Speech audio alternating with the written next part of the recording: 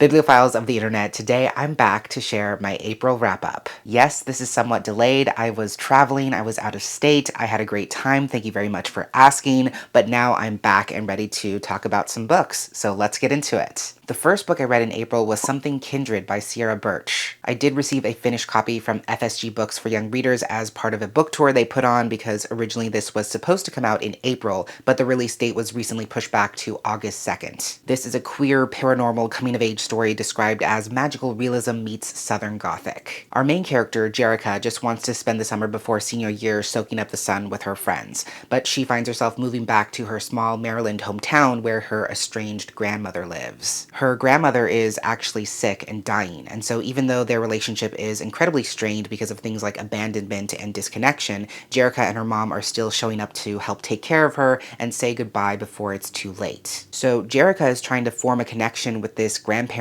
she's never known, and also falling for the cute neighborhood outcast, and discovering that Coldwater has its own unsettling secrets. Content warnings for explorations of child abandonment, explorations of death and grief, especially in relation to cancer, allusions to past child abuse and an alcoholic parent, some experiences of bullying and homophobia, some underage drinking, instances of infidelity, and some panic attacks. I enjoyed this. It was very much a pleasant surprise, and I said this before, but the premise of the story really reminds me of We Deserve Monuments, but with a paranormal twist because there's spirits and the undead, and I stand by that comparison because there's definitely a lot of thematic crossover between the two. Much like We Deserve Monuments, this story is also tackling complex intergenerational family dynamics. As Jerica is struggling to connect with her grandmother before she dies, she's learning about how her grandmother's abandonment of her mom has impacted her family and her own relationship with her mother so much more than she thought. I appreciate how the story pairs paranormal elements and eeriness with complex family drama.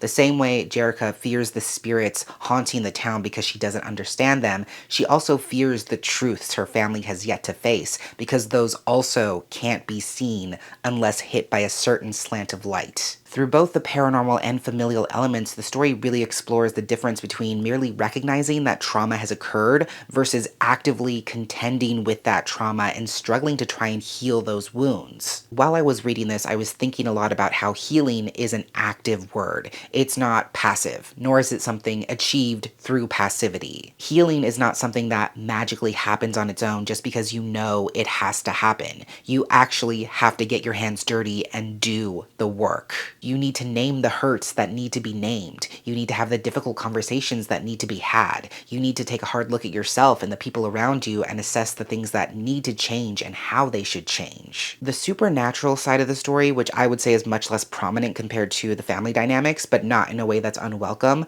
really acts as an effective metaphor for that part of Jerica's healing journey, because in a similar way, if the town doesn't address its own past, it will continue being the victim of its own cyclical violence. So this was really interesting. It's definitely a slow burn coming-of-age story that isn't afraid to dive into those complicated, messy family and interpersonal dynamics. While it does spell things out a little bit too much towards the end, in my opinion, I was still pretty impressed by where the story was able to go, and I gave it 4 stars. Then I listened to The Haunting of Tram Car 015 by P. Jelly Clark, read by Julian Thomas. This is the third sort of prequel installment in the Dead Djinn universe. It's a steampunk fantasy novella set in an alternate Cairo where spirits, deities, supernatural creatures, and fantastical beings live alongside humans. Because of that, the Ministry of Alchemy, Enchantments, and Supernatural Entities was founded to sort of mitigate any issues or criminal activity happening between species. In this story, we're following Senior Agent Hamed El Nasir, who's showing his new partner the ropes when they're called to investigate a tram car that appears to be possessed by a dangerous and violent spirit. Content warnings for some descriptions of violence and injury, as well as explorations of slavery and systemic misogyny. I told you this was the year of P. Jelly Clark, and I meant it. Here he is once again proving to be a master of the short form. Even though this is a novella, he really just gives the reader so much to dig into in such a concise space. Of the 3 short form prequel works leading up to A Master of Djinn, this has been the longest one so far, and it makes me intensely curious and hungry to see what he's going to deliver in a 400+ page book.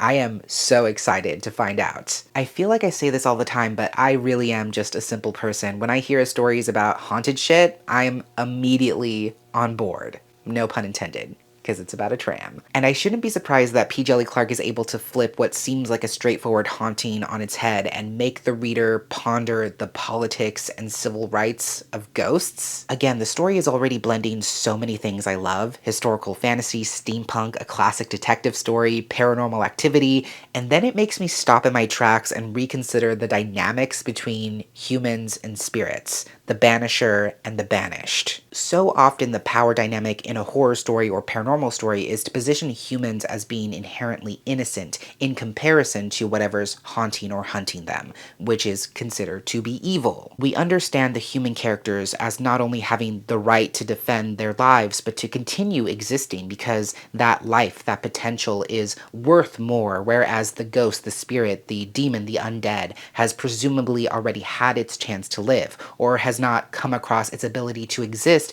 through natural means, if that makes sense. I'm painting in very broad strokes here to make a point, but that's usually the dynamic: human, non-human, alive, undead, innocent, evil, natural, unnatural, right to exist, no right to exist. That's why horror can be so cathartic when it delivers on a reclamation of power by those who have been positioned as powerless. And there's very much a place for those stories. There's a context for those stories that makes them so incredibly compelling and essential to the genre, especially when told from marginalized perspectives. But I love how this story forces the reader to reconsider the social beliefs, the cultural context or lack of context, and politics that we impose on things that we don't yet understand. There's biases and beliefs that we bring to the table with us when facing down the unknown that can color the outcome whether we realize it or not. Especially because in this story, the spirit or creature takes on a very specific form, and the characters are having to grapple with the implications of that form, not only with what it tells them about the spirit itself, but also what it tells them about themselves as people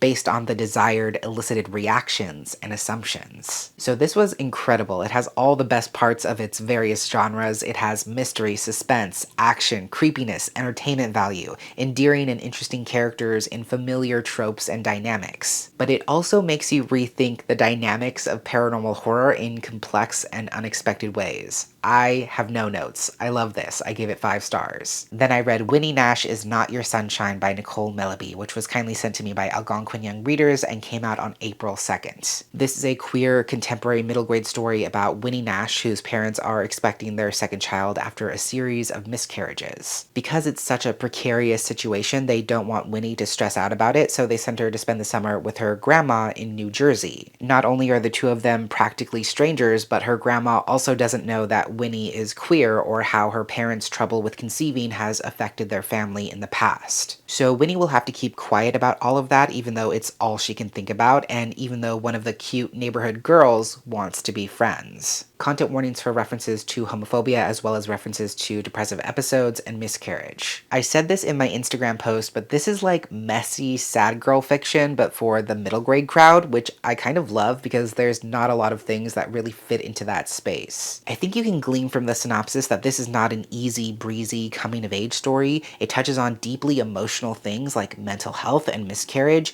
and it doesn't shy away from the complexity of those topics just because it's for a younger demographic. It was really refreshing to read a story like this that fundamentally understands the validity and depth of its young protagonist's emotions. The title really touches on the central thesis of the story itself, this idea that oftentimes the only emotion we afford or even allow children to express is happiness. Adults are very good at diminishing and flattening children's feelings, assuming that they're not old enough to understand all the things happening around them all the time, and telling them again and again that they should just be a kid, as if being a kid in the world we live in isn't extremely freaking hard as it is. And that's essentially what Winnie's parents are doing to her. They're like, you go off and have this carefree summer while we stay over here and deal with our adult things, failing to recognize that when it comes to the people you love, there is no clear-cut division between all these experiences. And despite what her parents want, no matter what the adults in her life expect from her as a kid, Winnie is not happy. She's not having this fabulous summer. She's angry, she's frustrated, she's confused, she's scared. And all of that makes sense. But even though she's very much grappling with those valid negative emotions, she's also learning that she doesn't have to put on a show for the people who actually matter. She doesn't have to shut those emotions away in order to make herself seem more approachable or enjoyable. There are actually people who can take on those hardships with her and who don't expect her to make herself or her emotions any less. So yes, while this isn't a happy-go-lucky story, it does allow Winnie to experience and express a whole range of emotions. She's able to hold her fear and her anger at the same time as her self-fulfillment and her happiness. It's ultimately a story about learning how to be yourself, even if it's not an easy learning process. So I really respect the space this story sets out to fill. I appreciate what it's doing, and I think it's a very necessary addition to the middle grade space. I did want there to be a little bit more emotional catharsis when it came to the relationships Winnie has with her family, but this was still really good, and I gave it 4 stars. After that, I checked out Womb City by Toto Tamase from my library, and the audiobook is read by Christelle Mutombo. This is a dark and complex dystopian sci-fi thriller set in a futuristic Botswana where scientists have perfected the process of body hopping, or supplanting human consciousness from one body to another body. Obviously, this has huge social, political, legal, biological implications, just to name a few. And our main character, Nella, has had her consciousness recently transferred to the body of someone who had committed a crime. And because that body has a quote-unquote propensity for crime, her body, her every action is very closely monitored through a microchip. Though she has very little freedom and she's trapped in a loveless marriage with her controlling husband, she seems to have everything else a person could want in life, at least on the surface. That is until one night when she and her side piece, Janeth, end up committing a crime that they cannot take back, and they begin to be hunted by a vengeful ghost. Content warnings for descriptions of past stillbirth, miscarriage, and infertility, some sexual content, instances of infidelity, some explorations of abuse, misogynistic violence, transphobia, and ableism, mentions of past sexual abuse, rape, and suicidal thoughts, as well as references to and depictions of suicide, graphic murder, violence, and graphic injury, references to past disordered eating, and references to human trafficking. This book is wild, to say the very least. I love the futuristic world it imagines, not because it's a desirable world or a world worth striving towards, but because this vision of the future is so fully realized and incredibly complex. This is one of those stories where I felt like my brain was expanding as I read it, which I love. I love to be challenged. I love stories that really tease out all the far-reaching implications of the technologies and social paradigms that they present. I would say the first chunk of the story is just exploring the impact of this body-hopping technology that's become so commonplace. The story considers how it's impacted the judicial system, the medical system, life expectancy, freedom of movement, immigration, capitalism, neo-colonization, and so many other things. And even though all of that information isn't necessarily moving the plot forward much to begin with, I was still fascinated. I was riveted. Learning about how social and legal norms have so drastically changed helped me to understand the new forms of misogyny, racism, violence, and injustice the people of this futuristic world would face. And I've said variations of this before, but the best kind of sci-fi introduces these far-flung futuristic concepts that violently divorce the reader from our concept of reality and normality, and when done successfully allows us to face the reality of our own world through that alchemy of making the familiar unfamiliar and then reversing that process. While what Nella is experiencing is unlike anything in our world, what she's really facing at the heart of it is a very familiar story about how society makes women specifically secondary to their own bodies. Because of these new rules surrounding body hopping, the politics of Nella's adopted body will always precede, if not eclipse, her own personhood. And because the body's previous owner committed a crime, the lingering stigma of that crime can never be erased, even though Nella, as the new owner, is ostensibly a completely different person with different behaviors and values and viewpoints. So that's really what the story is grappling with. How can you finish a race alongside everyone else when you're starting 50 feet back from the starting line? How can you embody some semblance of normality when your failure has been designed and decided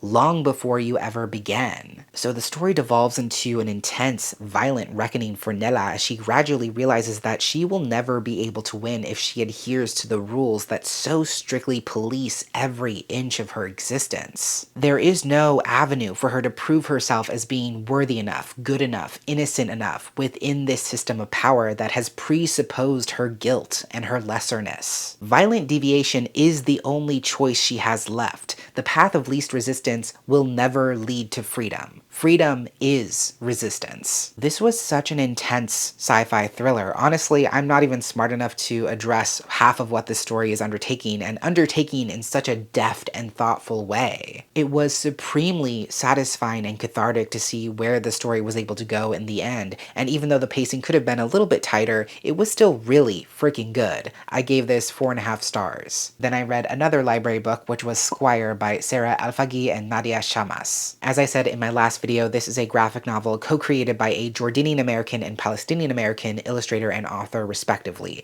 It's a historical fantasy, but it has very clear ties to the ongoing genocide occurring in Palestine at the hands of Israeli settlers and occupational forces. The main character, Isa, has always dreamt of becoming a knight, which is the highest military designation that one can achieve. As a member of the subjugated Ornu people whose movements and access to resources are very strictly policed, she knows that knighthood would be her only chance of gaining full citizenship. When the country finds itself on the brink of war once again, she finally convinces her parents to let her enroll in the Squire training program, and she quickly realizes that this so-called path to honor and glory is much different than she thought. Content warnings for explorations and depictions of colonization and imperialism, depictions of racism, experiences of war-related trauma, blood, graphic injury, and violence. This was incredible, and it would have been near impossible to pull off in any less talented hands, but it's able to be a powerful takedown of real-world colonial imperialism while still carving out its own historical fantasy universe. What's so great about this is that you have a lovable, scrappy, determined heroine at the forefront who's so easy to root for and believe in,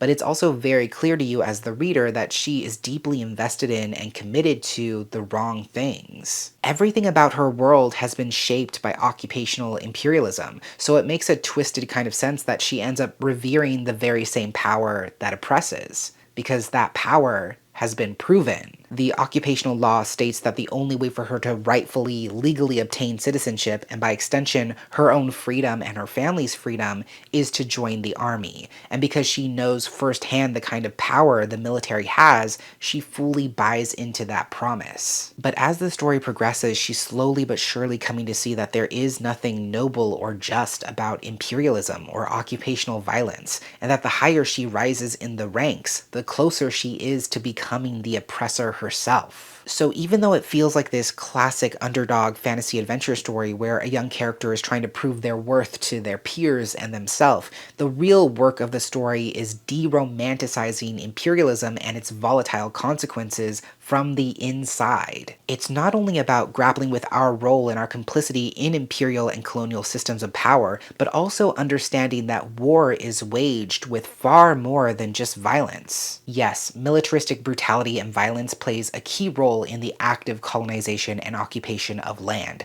but wars are also won and lost based on what becomes the dominant narrative, which historically is usually built on misinformation. But whether the dominant narrative is actually true or not, there is power in what people believe. War is so much more than just the people who are fighting and falling. It's in the power imbalance between the colonizer and the colonized. It's in who and what profits off of injustice and systems of power as they currently stand. It's in the myriad ways we fail to recognize that we have been taught to colonize ourselves. So to see a character grappling with all of that, facing down those issues, and not coming up with a clear-cut answer as to what the right response to struggling against all of those forces should be, besides obviously divorcing oneself from the powers that will never be on our side, is incredibly powerful to witness, especially in the here and now. This is truly a phenomenal graphic novel. I highly recommend it, and I gave it 5 stars. Then I finally got a chance to read Mishadra by Yasmin Omar Atta. This is a queer graphic novel focused on disability and mental health, written by a Palestinian American author and artist. It's about an Arab American college student named Isaac who recently was diagnosed with epilepsy and how that diagnosis affects every part of his life. Not only is he struggling to receive medical support for his diagnosis and to learn the ways he can most effectively manage his symptoms and triggers,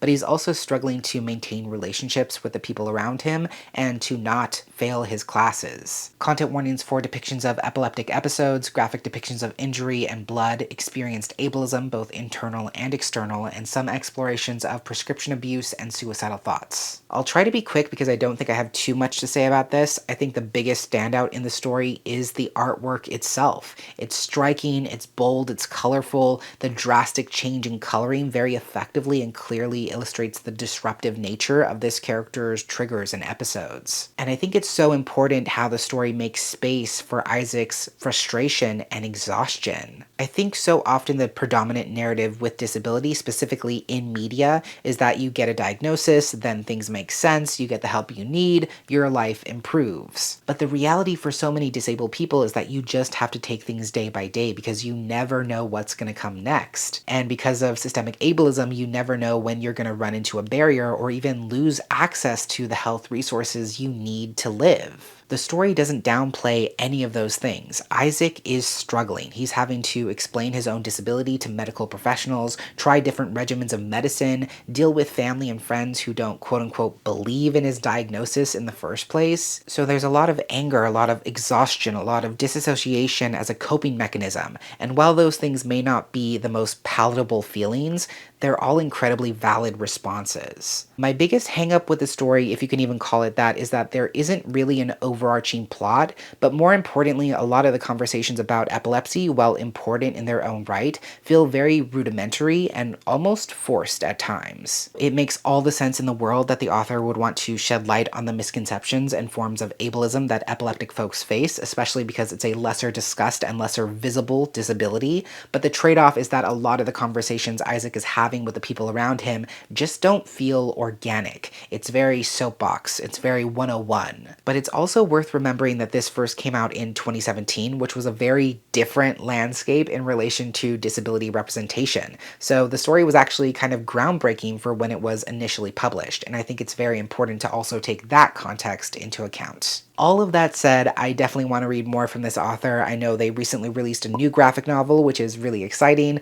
I still appreciate this comic though, and I gave it 3.5 stars. Then I read another book from my library, which was The Deep Sky by Yume Kitase. This is a deep space sci-fi thriller set in the far future when Earth is having its final reckoning with climate change, to the point where most people don't see the planet as being able to be saved. And so a space program has come to light where the idea is that 80 elite human specimens from all over the world will set off to a distant planet and give birth to the next generation of humanity in space. But partway on their journey, a lethal bomb goes off, kills 3 crew members, and knocks the spaceship off course. As a dual citizen of both Japan and the US and an alternate candidate for this mission, Asuka generally feels out of place, but things get even more uncomfortable for her when, in the wake of the bombing, everyone realizes that she is the only surviving witness. Content warnings for depictions of death and grief, graphic imagery and violence, experienced racism, and references to the practice of eugenics, references to infertility and miscarriage, as well as brief instances of vomit. In terms of the plot, the genre mixing, the pacing, and the tropes the story employs, I did enjoy it overall. It's an exciting, compelling, thrilling sci-fi mystery in space, and I'm just a sucker for all of those things. I really responded to the intensity and urgency of the story, especially because so many life or death factors are just compounding on each other to make this perfect storm of chaos, and because these characters are essentially stranded in space, that really heightens the stakes. The structure of the story also really worked for me because it's told in what's basically a dual timeline in alternating chapters. Each chapter alternates between the present, when they're in space, they're trying to figure out what happened with this bomb detonation and whether a traitor is among them, and then chapters set about 10 years in the past, when Asuka and her peers are studying and competing to get into this program in the first place. So getting that first-hand perspective on the kinds of sacrifice and self-doubt that went into even making it onto the mission makes the characters and the situation feel that much more complex, because you get to see the roots of their experiences, their motivations, their choices. There's also really interesting things happening with AI and technology that complicate things even further. There's a sort of virtual reality program embedded directly into these characters' bodies, so to see the way that maps onto the spaceship itself and how that constant immersion creates a kind of social and emotional dependence for the people on board adds another layer of complexity because it affects their ability to process what's real and what's not. Again, the tropes, the genre conventions, the way the story blends a classic whodunit mystery with a life or death mission in deep space is what kept me invested the whole way through, and as I was getting towards the end, I just could not turn the pages fast enough. All of that said, I think the author does make some choices in regards to character and world building that don't sit well with me, that are a bit like head scratching for me. I do not quite understand those choices. First and foremost, the whole concept is that every person on board this ship represents a nation or country that humanity has decided it wants to continue in perpetuity. And one of the central characters, who could have been from literally any place on Earth, is representing Israel, which is a choice. And yes, I would have pointed out the same thing had one of the main characters been representing the United States, which is equally embarrassing and gross. I think it was especially disappointing and jarring because this kind of story represents the unique opportunity to be divorced from Western colonial practices, since space is uncolonized by definition, and also to center lesser known nations or countries. But that's not what the author chose. Another thing that was somewhat uncomfortable for me, and this was something I knew I'd have to keep an eye on from the get because it's baked into the premise of the story itself, is that everyone on board has to have the ability to carry a child, which in itself is not a problem. The ability to carry a child is something that's actually very expansive across many genders, many more than people would actually care to admit. And even though the story tries to be inclusive, it falls incredibly short. There are cis women on board, obviously. There are non-binary people, although only the ones who conveniently use they them pronouns, so we know they're not women.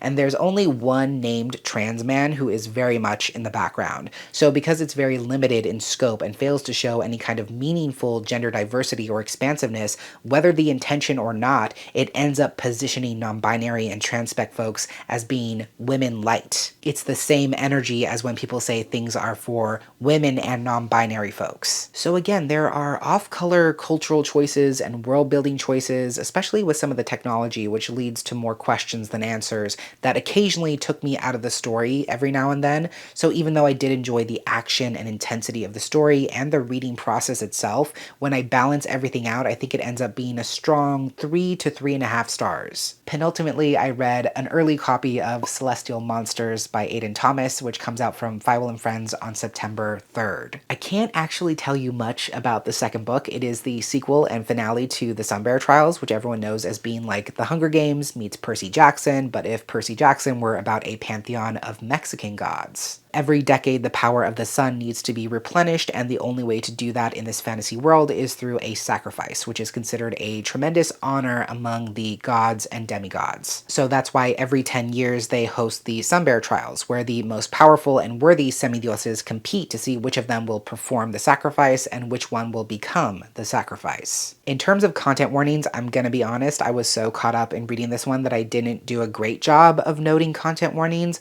Off the top of my head, I would say there's blood, injury, and violence, and references to death and child death, but I'm sure there's more than just those. Talking about this book, especially so early before its release, is kind of tricky because there's not really much I can say. I can't really tease out the things I want to discuss without spoiling things, which I'm not going to do, don't worry. My number one pro tip I can give out, though, is that this is a direct continuation of the first book. Besides the prologue, the first chapter picks up immediately where the last chapter of the Sunbear Trials left off. So the best move would be to read them back to back. But if you can't do that, at least read the last chapter of the first book, and then you'll be ready to dive into this. This is going to sound wild to say about a dark, apocalyptic fantasy adventure where the heroes are on a life and death mission to save the world, but this was really fun. I enjoyed myself. What I love about Aidan's books is that they're always able to walk this fine line where there's space for more serious moments, reflection, complex examinations of the conventions that make up our world, but also equal amounts of space for the story to just be the most unserious. Both books in the Sunbear duology are so delightfully chaotic. They violently oscillate back and forth between mortal danger and the literary equivalent of shitposting, and I find that range of emotions to just be a delight. Structurally and content-wise, this book could not be more different from the first, but I also appreciate that it's able to hit on some of those same notes and dynamics we saw in the initial trials, while also establishing itself as something something completely different. While there's always been a handful of main characters, this book is more focused on a central trio/quartet, which is good because we're able to get a lot of the emotional catharsis and payoff in those relationships. But I will say, if you're someone who is like really invested in the side characters, we don't get to see them as much. They're still around, they're just not part of the central storyline, which makes sense. So yeah, this second and final book scratched a lot of different itches for me. It's action-packed, we get to see even more of this incredibly rich fantasy world, there's friendship, there's romance, there's laugh-out-loud humor, and it also builds on those decolonial themes we see introduced in the first book. I quite enjoyed this, which again feels weird to say about a story that's pretty dark at times. I almost wanted it to be longer, I didn't want it to end. I think especially with some of the supporting characters, there were some emotional dynamics I think could have been hit a little bit harder. I wanted a tiny bit more from the resolution, but this was still fantastic overall. I adore this duology and definitely recommend it. I gave this a very strong 4 stars. And lastly, my wonderful patrons voted for me to finally read The Story of the 100 Promises by Neil Cochran. This is an indie-published trans fantasy romance written by a queer and trans author. It's about a sailor named Dara Thorne who is trans and basically had to rebuild his life from the ground up after coming out to his father and being disowned by his family. But now he has adventures all over the world and is surrounded by a new family who love him exactly as he is. Things seem to be going well for him until his sister suddenly arrives at their latest docking point and begs him to come make amends with their now ailing father before he dies. But Dara has no interest in reconciling. He has no intention of making amends with a dying man, but rather decides to find a way to heal his father so he can tell him exactly how much he sucks and force him to live with that knowledge. Which, if you ask me, is metal as fuck. And he knows the only person powerful enough to possess that kind of magic is the mysterious wandering enchanter who once gave him the magic he needed to become the man he truly is. Content warnings for experienced dead naming, misgendering, transphobia, and aphobia, references to disownment, and some descriptions of child abuse. I'm so glad I finally got a chance to read this. It's so heartwarming, so magical, so refreshing, and it's really hard to pull off a story that feels like an original fairy tale. And while this is a loose retelling of Beauty and the Beast, so it does have those nods to that narrative, it still stands on its own and feels unique. It's set in this fairy tale land where magic is just a normal part of life. There's a folklore and a magic and a mythology that belongs to the people of this world. It just feels very classic. The structure of the story is also so deceptively simple, but so incredibly smart. There are interludes between chapters where you get to hear the folk tales about this mysterious enchanter that Dara is searching for. So even before you ever meet the enchanter, you're getting to know our character in deeply intimate ways. And we also see how over time those tales about the enchanter change in tone and in moral composition because perceptions of the enchanter have been influenced by changing politics and depending on who's telling the story and with what intent. And I love how that ties into what's happening with Dara's journey as well, because from the outside a lot of people judge him as this tough, burly sailor who's detached himself from the world, abandoned his family without so much as a backward glance, and is a cruel person who refuses to take pity on his own father even as he dies. And even though he passes, he is also trans, so that's another layer in regards to his perspective and the way he carries himself. But my point is that he has this very tough exterior. It's easy for people to judge him, but as you actually see the way he moves through the world, he's incredibly gentle and caring and compassionate. And as a trans person, that's such a powerful and beautiful thing to see. To see someone who was denied that love, that compassion, that patience, just grow into a person who has all of those things to give in abundance. So the story is definitely exploring that gap between perception and reality for both main characters until they meet in the middle, and I really appreciate that element of symmetry in the story. I also love that this is the kind of romance and fantasy story that unapologetically centers asexuality and aromanticism. Just like magic itself, those experiences might be rare, but they're almost commonplace. And even though identity is only one small piece of any of these characters, it ties into a larger conversation conversation the story is having about resisting compulsory reactions, liberating oneself from forced expectations, being very intentional about who you bring into your life and the way you move through the world. And that relates to pretty much everything in Dara's life: his relationship with his family, his lack of relationship with his father, his relationship to his own gender, both internally and externally, and his relationship with the enchanter himself. I just deeply love and respect everything this story is taking on. It's whimsical, it's magical, it's thoughtful, it's deeply emotional, and it's all wrapped up in this familiar and comforting guise of a fairy tale that's both referential but also unique. Neil Cochran is absolutely one to watch. I hope Neil publishes so much more, indie or otherwise, because I will absolutely read it. The audiobook for this one is also fantastic as well. Definitely recommend. I gave this one 4.5 stars. So those are all the books I read last month. If you've read any of them yourself, or if you plan to, I'd love to hear your thoughts down below in the comments. Thank you so much for watching. I hope you enjoyed, and until next time, educate yourself, be kind to yourself, take care of yourself and others, and I will catch you on the flip side of the page.